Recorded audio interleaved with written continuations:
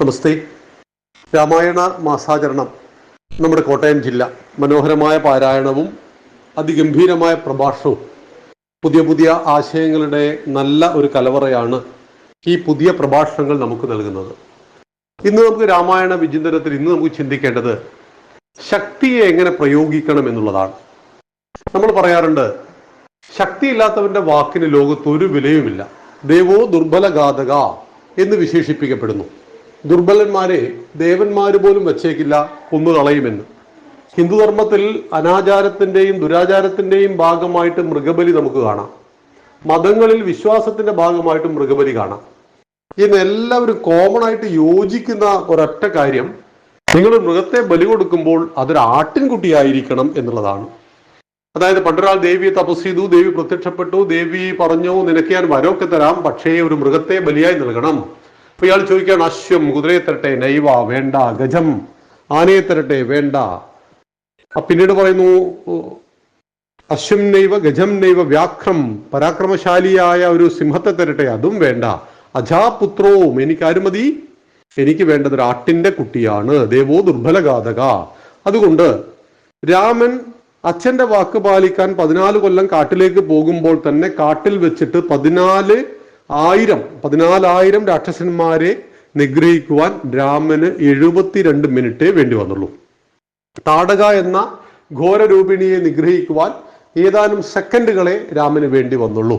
അതായത് ഒരു ഭാഗത്ത് മാനുഷിക ഇമോഷൻ, അതായത് നമ്മളെല്ലാം സ്നേഹം, അതുപോലെ തന്നെ നിസ്വാർത്ഥമായ സേവനം, പ്രേമം, കരുണ, ആർദ്രത, ഇങ്ങനെ തുടങ്ങിയ അനേക വികാരങ്ങൾ നമുക്കുണ്ട്. അച്ഛൻ മരിച്ചു എന്ന വിവരം അറിഞ്ഞപ്പോൾ രാമനും സഹോദരങ്ങളും എന്താ ചെയ്തത്? കെട്ടിപ്പിടിച്ചിട്ട് പൊട്ടി കരയുകയാണ്. നമ്മുടെ നാട്ടിൽ സാധാരണ വീട്ടിൽ സംഭവിക്കുന്നത് പോലെയുള്ള കാര്യങ്ങളാണ് ഈ സാക്ഷാൽ മഹാവിഷ്ണുവിന്റെ 7ാമത്തെ അവതാരം ചെയ്യുന്നത്.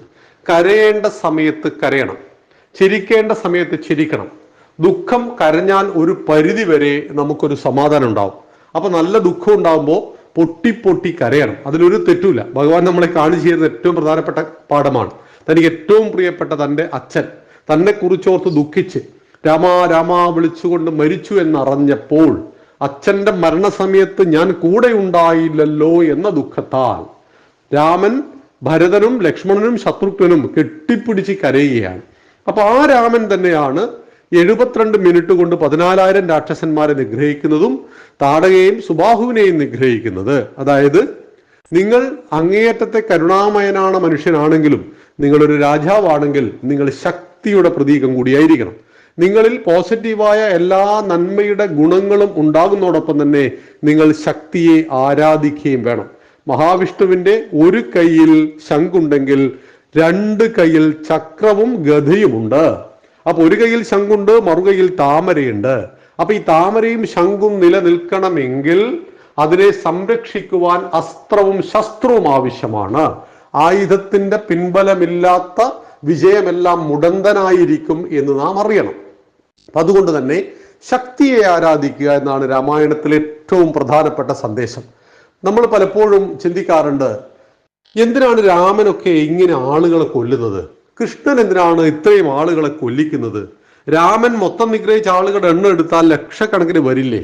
അത് നമ്മുടെ ലങ്കയിൽ പോയിട്ട് കൊല്ലുന്നത്, പിന്നെ ശൂർപ്പണകയുടെ വിഷയമായിട്ട് കൊല്ലുന്നത്, ആദ്യമായി കൊന്നത് താടക എന്ന സ്ത്രീയെ.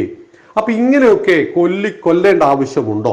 ശ്രീകൃഷ്ണൻ കൊല്ലിക്കുന്നത് എത്ര പേരാ? 42 ലക്ഷത്തോളം ആളുകളാണ് കുരുക്ഷേത്ര യുദ്ധഭൂമിയിൽ പങ്കെടുക്കുന്നത്, മരിക്കുന്നത്. അപ്പൊ ഇങ്ങനെയൊക്കെ ചെയ്യേണ്ടതുണ്ടോ എന്ന് സ്വാഭാവികമായിട്ടുള്ള വിമർശനങ്ങൾ വരാറുണ്ട്. നോക്കൂ, രാമനുണ്ടെങ്കിൽ രാവണൻ ഉണ്ടാകും, പോസിറ്റീവ് ഉണ്ടെങ്കിൽ നെഗറ്റീവ് ഉണ്ടാകും, വെളിച്ചമുണ്ടെങ്കിൽ ഇരുട്ടുണ്ടാകും, പകലുണ്ടെങ്കിൽ രാത്രി ഉണ്ടാകും. വിവേകാനന്ദ സ്വാമികൾ ഉണ്ടെങ്കിൽ വീരപ്പനും ഉണ്ടായിരിക്കും, സ്വാഭാവികമാണ്. അപ്പോ നന്മയുടെ സന്ദേശം, നന്മയുടെ ലോകം, നന്മ നിറഞ്ഞ മനുഷ്യന്മാർ ലോകത്തുണ്ടാകുക മാത്രമല്ല തിന്മയും ലോകത്തിലുണ്ടാകും.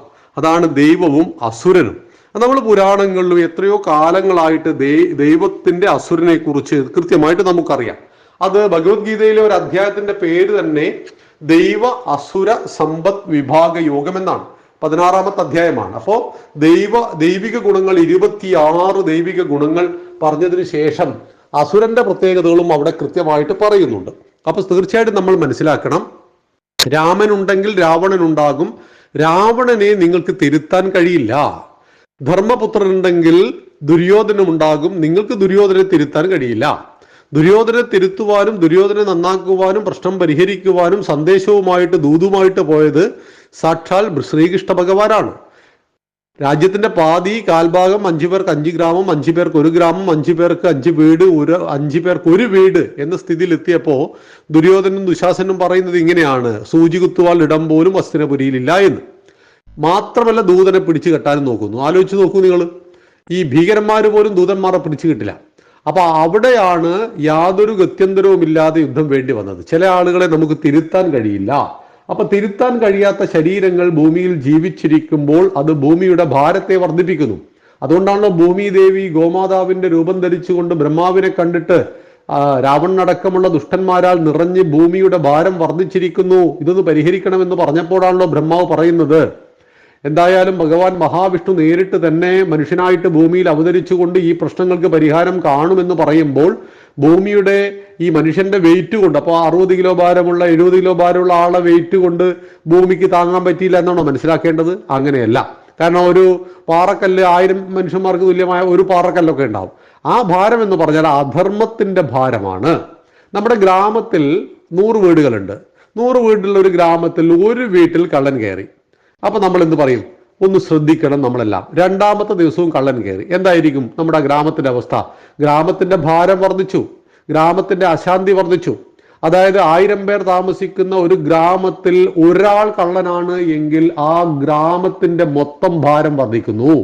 അപ്പൊ ദുഷ്ടജനങ്ങൾ എല്ലാ കാലത്തും ഉണ്ടാകും. ആ ദുഷ്ടജനങ്ങളെ നിഗ്രഹിച്ചുകൊണ്ടോ തുറുങ്കലിലടച്ചുകൊണ്ടോ ആണ് ധർമ്മത്തെ സംരക്ഷിക്കേണ്ടത്.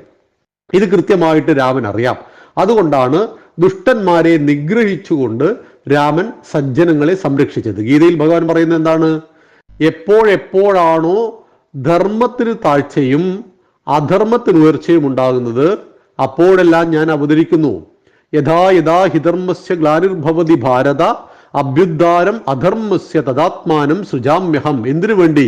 പരിത്രാണായ സാധൂനാം, നല്ല ജനങ്ങളുടെ രക്ഷയ്ക്കും, വിനാശായ ചതുഷ്കൃതാം, ദുഷ്ടജനങ്ങളുടെ നാശത്തിനും, ധർമ്മ സംസ്ഥാപനാർത്ഥായ, ധർമ്മത്തിന്റെ സംരക്ഷണത്തിനും, സംഭവാമി യുഗേ യുഗേ, യുഗയുഗങ്ങളായിട്ട് ഞാൻ അവതരിക്കും. അങ്ങനെ ത്രേതായുഗത്തിൽ അവതരിച്ച പുണ്യപുരുഷനാണ് ശ്രീരാമൻ.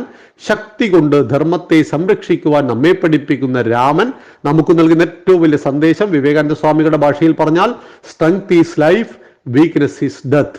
ശക്തിയാണ് ജീവിതം, ദുർബലത മരണമാണെന്നാണ്. എന്തായാലും എല്ലാവർക്കും രാമായണ ദിന ആശംസകൾ നേരുന്നതോടൊപ്പം തന്നെ നമുക്ക് നാളെ അടുത്ത ജില്ലയുടെ പ്രോഗ്രാമിൽ കാണാം.